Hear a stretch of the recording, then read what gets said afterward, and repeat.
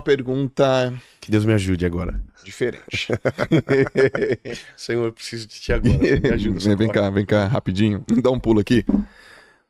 Existe uma pergunta que ela é recorrente, Aham.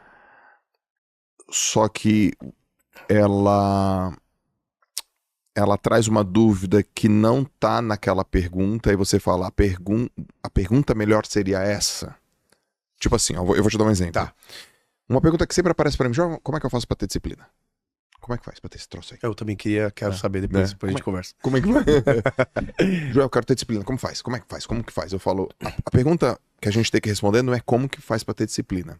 Porque senão eu vou te dar aqui, eu posso dar centenas de livros, centenas de teses, centenas de teorias. A pergunta é, o que a disciplina faz por nós? Depois de você entender isso, a disciplina vai virar a tua filosofia de vida. Cara, uau. Muito bom. Existe alguma coisa nesse sentido que as pessoas vêm corriqueiramente e perguntam pro Dave, e aí você fala, você me perguntou isso, mas no fundinho mesmo que tu quer saber isso aqui? Cara, tem. Poxa, que legal. Olha aí, ó, uma pergunta que ninguém nunca fez. É? É. Você sabia, cara, ô Douglas, você sabia que eu vim com isso na minha cabeça, mano? Eu falei, esse cara fala com milhões de pessoas, cara. Eu vou ter que fazer uma pergunta pra esse cara, que ele vai dar uma cavada e vai achar. Cara, olha só. Nós somos a geração dos problemas emocionais, certo? Então é a geração das síndromes, que cada dia tem um nome novo. É a geração dessas patologias que são psicossomáticas, né? Depressão, ansiedade e tal.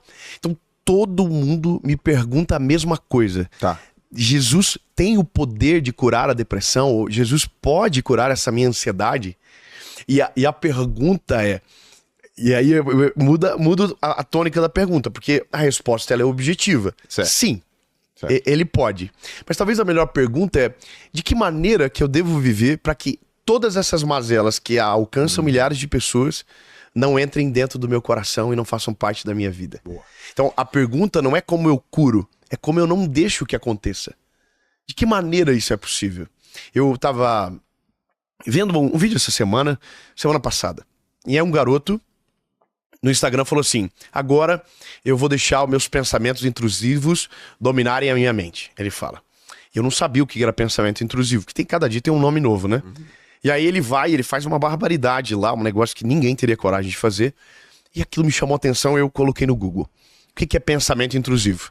Pensamento intrusivo é o pensamento que vem na nossa mente, que a gente não queria pensar nada sobre aquilo, nós não queremos aquele pensamento, mas ele entra na nossa mente, governa as nossas decisões e quando a gente vê, a gente vira escravo daquele pensamento. Certo. Certo? Certo.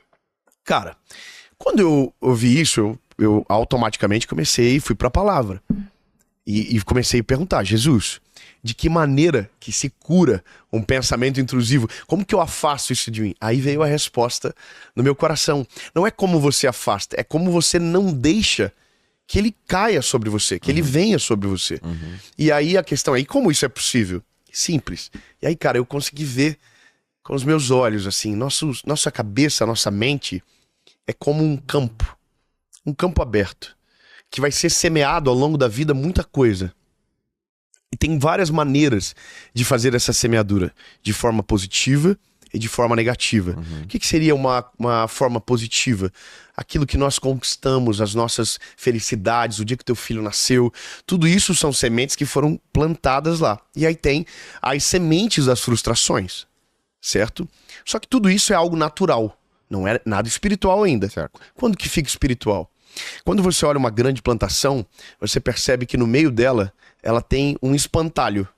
E o espantalho serve para que as aves de rapina não desçam e não comam as sementes. Certo. Porque mesmo as positivas, como as negativas, elas têm poder para nos ensinar. Então, os traumas, eles nos previnem de muitos erros do futuro.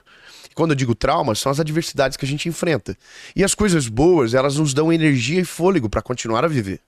Qual que é o negócio?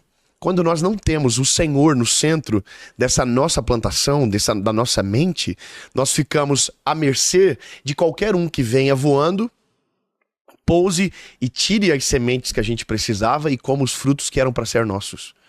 Então, a questão mais importante é, se você quer ter uma vida em paz nessa terra, o centro da sua mente precisa ser Jesus. Então, se Jesus é o centro da tua mente, é o espantalho que se o pensamento intrusivo tenta chegar, ele não vai conseguir. Por quê? Porque tem uma defesa dentro daquele campo. Então, por isso que eu digo que a maioria das pessoas pergunta depois que o mal já chegou.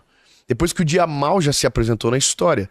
Quando você entende que Jesus, se ele vier primeiro, o mal não terá poder para vir depois, a Bíblia diz que os anjos do Senhor acampam ao derredor daqueles que o amam e o temem. Ou seja, a Bíblia está dizendo que se você ama o Senhor de verdade e você tem temor a ele, aquilo que poderia te atacar não consegue chegar em você. Então, a geração nossa, ela não precisa lidar com o problema no final. Ela pode lidar com o problema no começo.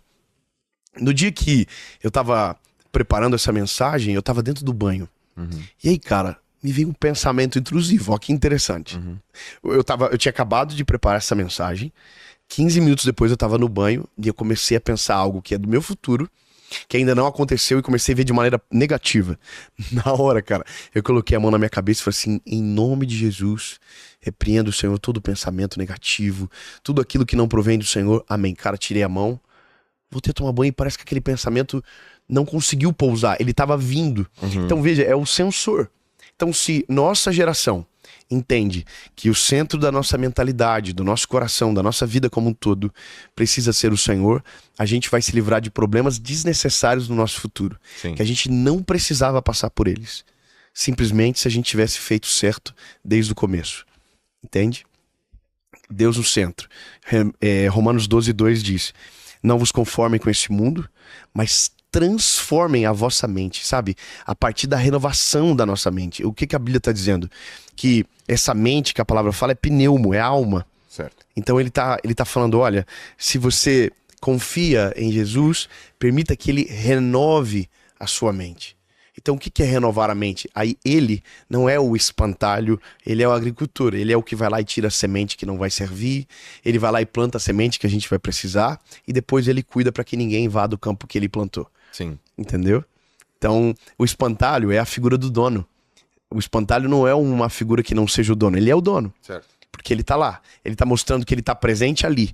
E o Senhor é a mesma coisa na nossa mente. Quando ele tá presente, você pode ter certeza que grande parte dos traumas que a gente vivencia no nosso dia a dia seriam desnecessários se ele estivesse comandando todas as coisas.